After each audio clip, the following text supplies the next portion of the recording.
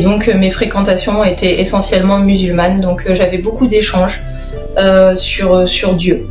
J'ai été attirée par l'islam parce que les musulmans revendiquaient un Dieu unique et disaient que les chrétiens étaient polythéistes. Et c'est vrai que moi, à l'âge de 12 ans, j'avais pas vraiment saisi qui était Jésus. Pourquoi dans les églises notamment catholiques, on prie aussi la Vierge Marie.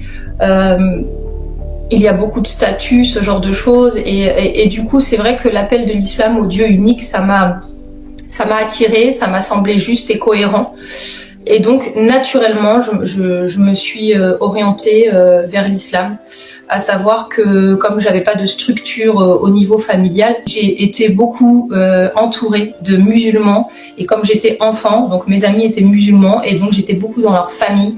Il y avait quelque chose vraiment de très fort, il y avait une cohésion. Il y avait une ambiance familiale certainement que moi je n'avais pas et qui me manquait, et donc ça a formé un tout. Et j'ai épousé l'islam vraiment officiellement à l'âge de 15 ans. Donc j'ai passé plus de temps dans la religion musulmane que sans la religion musulmane. Durant 20 années, j'ai vraiment cru que c'était la vérité. J'ai pratiqué du mieux que j'ai pu.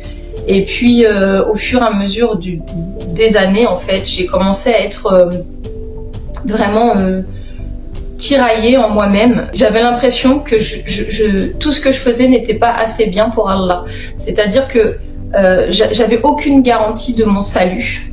Et c'était vraiment très difficile, puisque dans le Coran, on te dit que voilà, tu devras passer par l'enfer, que pour te purifier, quoi qu'il arrive. Le prophète lui-même dit qu'il ne sait pas où il ira. Donc si le prophète lui-même dit qu'il ne sait pas où il ira, comment ses disciples peuvent avoir la garantie du salut? Et ça, c'était vraiment une torture pour moi. C'était vraiment difficile, à tel point que j'ai développé au fur et à mesure des années des crises d'angoisse, puisque la mort était pour moi quelque chose de terrible, d'effrayant, puisque je ne savais pas ce que j'allais advenir.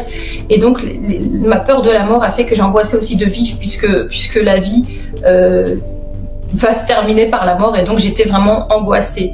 J'avais du mal à vraiment comprendre comment accéder à Dieu, comment lui plaire. Alors oui, il y a les 5 piliers, mais toute personne qui connaît l'islam sait que même en respectant les 5 piliers, t'as pas de garantie du salut, comme le prophète lui-même a pu le dire.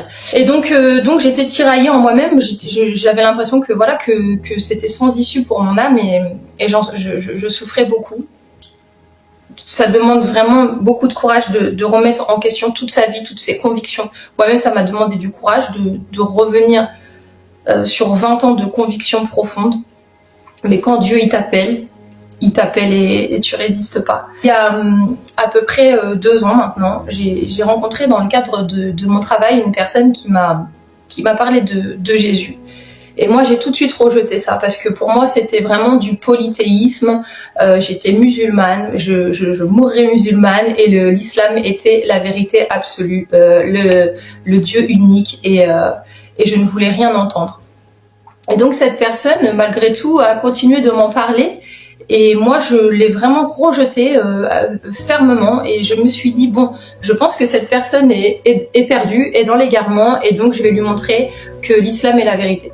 À partir de ce moment-là, cette personne a commencé à m'apporter des arguments, a commencé à me démontrer qu'il y a des contradictions, des erreurs dans le Coran, choses qui m'ont vraiment secouée, puisque le Coran dit de lui-même que le faux ne l'entame pas, qu'il vient d'Allah, et que du coup il est parfait. Et quand j'ai commencé à voir que ben non, en fait il n'était pas parfait, qu'il y avait des erreurs, évidemment il y a un doute qui s'est mis en moi, puisque toute la théorie du miracle du Coran descendu d'Allah, du coup ça s'effondrait. Donc ça a été quand même assez difficile, et j'ai pas voulu vraiment accepter la chose.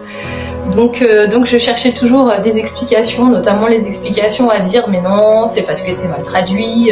Mais bon, une traduction, si on traduit une petite maison ou une maisonnette, ça veut dire la même chose, mais là, la traduction même du Coran, même de l'arabe, aurait dû avoir le même sens. Je pouvais pas me mentir à moi-même en disant que le sens avait été complètement erroné, puisque on peut, voilà, changer un petit peu les mots, mais le sens profond doit être le même. Des milliers de livres sont traduits dans des milliers de langues, alors pourquoi celui-là on n'arriverait pas à le traduire?